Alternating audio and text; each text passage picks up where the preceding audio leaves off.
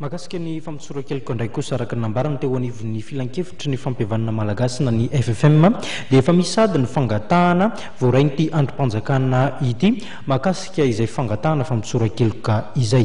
Vola ravafy tsirakotra santrano mamitina izay vavozay.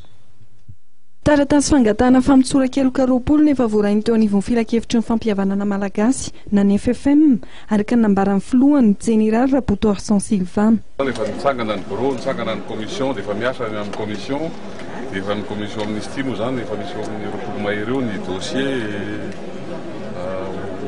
karakaraina.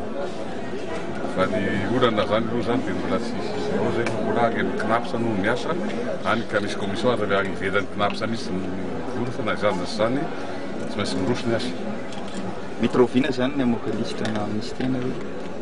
Dia liste volan'ny instruction zay zao instruction satria dia teo zany nianjena voalohany aloha hoe moa ve amin'ireo le dossier am-pelantanana misy candidat amin'ny présidentielle tsy misy zay zavatra zay.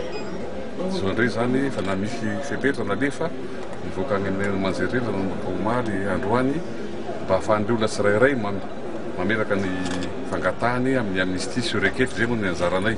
Mikasika ny fampihavanana izay ataon'ny FFKM dia nilaza ny filohan'ny FFM fa misy ny fifandraisana sy ny fiara-miasa eo amin'ny roatonta.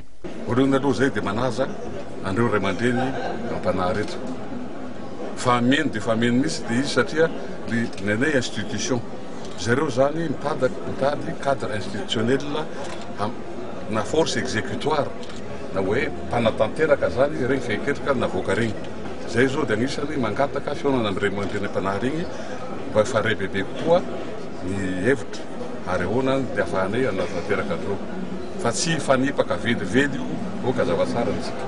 Araka ny fanazavana dia nisy ny fampihavanana ary ny tsy isian'ny korotana sy ny fanoherana aorian'ny fifidianana ny tanjona ho an'ny FFM ary amoron'ny candidat amin'ny fifidianana izy ireo atoato.